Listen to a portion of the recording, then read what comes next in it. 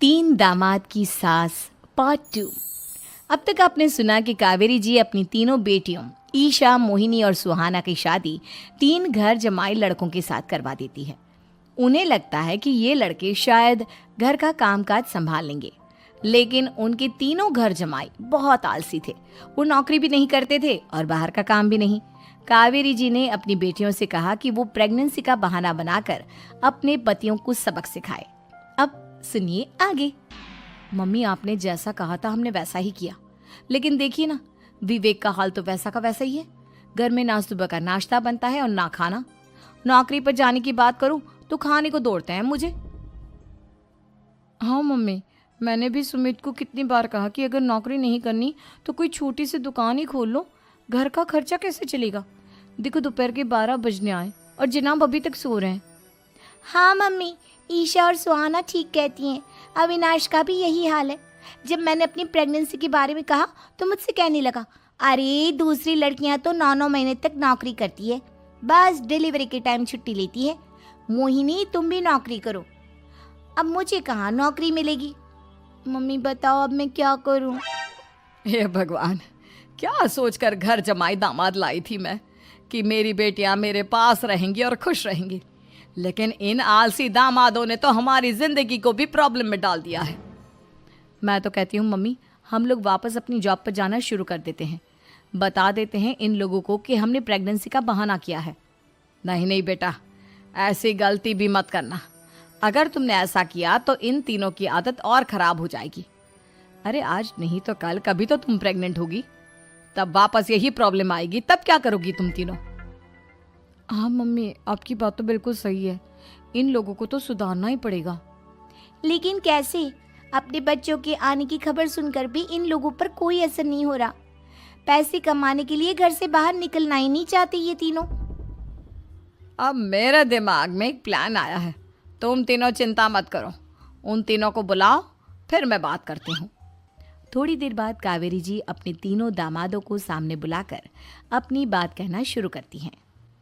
अविनाश, सुमित और विवेक, देखो बेटा, मैं ना तुम तीनों से बड़ा प्यार करती हूँ, इसीलिए तो तुम्हें घर जमाई बना कर रखा है मैंने। अरे मम्मी जी, सीधे सीधे कहिए ना, क्या बात है। प्यार तो हम भी आपको बहुत करते हैं। अरे मम्मी जी, आपकी इज्जत भी बहुत करते हैं। अरे भाई, आपके जैसी सास और कमाने वाली बीवी सबको मिलती है क्या? हाँ मम्मी, विवेक और सुमित ठीक कह रहे हैं। आपकी बेटी से शादी करके मेरी तो ज़िंदगी ही अच्छी हो गई है। जानती हूँ मैं, और ये भी जानती हूँ कि तुम तीनों अपने अपनी बीवियों से बहुत प्यार करते हो। बेटा, बात ऐसी है कि हमारे कुल गुरु ने कहा है कि प्रेग्नेंट होने के बाद मेरी तीनों बेटियां शुरू के 4 महीने हमारे गांव में जाकर रहेगी, जहां मेरे चाचा जी रहते हैं। अरे लेकिन क्यों मम्मी, गांव में जाकर रहने की क्या ज़रूरत है इन तीनों को। वो क्या है ना बेटा, हमारे परिवार को एक श्राप है। अगर मेरी बेटियों ने यहाँ पर बच्चा पैदा करने की कोशिश की तो उनके बच्चों को कुछ भी हो सकता है। इसलिए अब से लेकर 4 महीने पूरे होने तक इन्हें गांव वाले घर में रहना पड़ेगा। हाँ तो इसमें प्रॉब्लम क्या है मम्मी जी? हम भी वहाँ जाकर रहेंगे, पिकनिक मनाएंगे। अरे भाई, बीवी जहाँ हम भी वहाँ। हाँ यार, आइडिया तो बहुत अच्छा है। शहर की ज़िंदगी में रह रहकर परेशान हो चुके हैं, अब कुछ दिन गांव में बिताएंगे। तुम लोग समझने की कोशिश क्यों नहीं करते। तुम में से कोई भी वहाँ नहीं जा सकता, और मैं यहाँ रहूँगी ना तुम तीनों के साथ। 4 महीने की तो बात है, उसके बाद ये तीनों ही लौट कर आ जाएंगी। ठीक है मम्मी जी, अब हमारे बच्चों का सवाल है तो ये तो करना ही पड़ेगा। कावेरी अपनी तीनों बेटियों को कुछ दिन के लिए घर से बाहर कहीं दूसरे शहर में रहने के लिए भेज देती है। कुछ दिनों के बाद, अरे मम्मी जी, बहुत दिन से पिज्ज़ा नहीं खाया, मंगवाइए ना। क्या बताऊं बेटा, पहले तो बेटियां खर्चा दे देती थी क्योंकि उनकी नौकरी थी, लेकिन अब तो मेरे पास पैसे ही नहीं बचे। थोड़े बहुत पैसे हैं जो बच्चों की डिलीवरी में काम आएंगे। लेकिन मम्मी जी, आपकी बेटियों को वापस आने में तो अभी बहुत वक्त बाकी है। वही सोच सोच कर परेशान हो रही हूँ। सोच रही हूँ कल से दूध भी बंद करवा देती हूँ। अब दूध वाले को देने के लिए पैसे भी तो नहीं है ना। अरे नहीं नहीं मम्मी जी, अगर दूध भी बंद करवा दोगी तो मुझे चाय कहाँ से मिलेगी, और चाय के बिना मैं तो मर ही जाऊंगा। क्या करूं बेटा, इसके अलावा हमारे पास कोई ऑप्शन नहीं है, मेरे पास पैसे ही नहीं बचे। इस तरह कावेरी जी धीरे धीरे अपने तीनों दामादों को पैसे देना बंद कर देती हैं और घर में खाने पीने की चीजें लाना भी बंद कर देती है। अब वो तीनों बुरी तरह से परेशान होने लगे थे और इसलिए एक दिन तीनों प्लान करके घर से बाहर निकलते हैं और बाजार में जाने के बाद यार अच्छा खाना खाए हुए कितने दिन हो गए, पता नहीं कब अच्छा खाना मिलेगा। हमारी बीवियों के जाने के बाद तो हमारी हालत भिखारियों जैसी हो गई है यार। कुछ भी हो, मुझे तो आज पिज्ज़ा खाना ही खाना है। जेब में 1 रुपया नहीं है और पिज्जा खाएगा, कहाँ से आएंगे पैसे? अरे देख वहाँ सामने बोर्ड पर क्या लिखा हुआ है, कंप्यूटर पर काम करने के लिए एक आदमी की आवश्यकता है।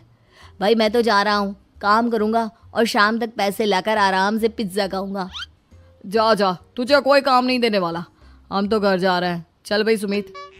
सुमित और अविनाश वहाँ से चले जाते हैं और विवेक उस कंप्यूटर शॉप पर सारा दिन काम करके 5,000 रुपये कमा कर घर लौट कर आता है और अपने खाने के लिए अच्छी अच्छी चीज़ें भी लेकर आता है।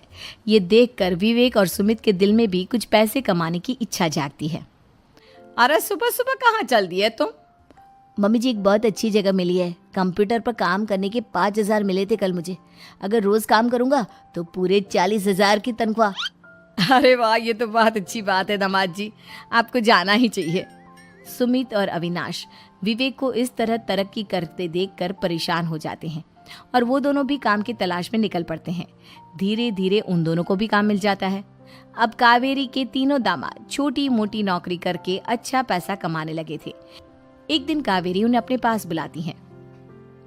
अरे वाह, विवेक 40,000 कमा लेता है, अविनाश 60,000 और सुमित तुम भी 40,000 के आसपास कमा ही लेते हो।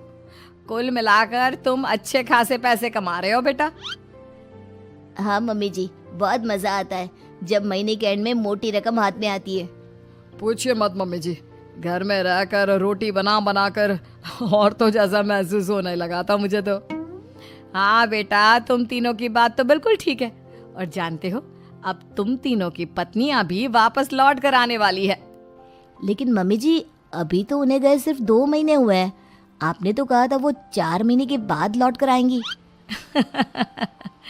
ऐसा कुछ नहीं है बेटा, मैं सिर्फ तुम तीनों को सबक सिखाना चाहती थी कि आदमी घर में बैठकर बीवी की कमाई खाता हुआ अच्छा नहीं लगता। इस दुनिया में हर इंसान को मेहनत करनी चाहिए, काम करना चाहिए, चाहे वो औरत हो या आदमी, ताकि अपने परिवार को संभाल सके। कावेरी की बात सुनकर उन तीनों को अपनी गलती का एहसास होता है और कावेरी उन्हें सच बता देती है कि ईशा, सुहाना और मोहिनी शहर में ही कहीं दूसरी जगह रह रहे थे।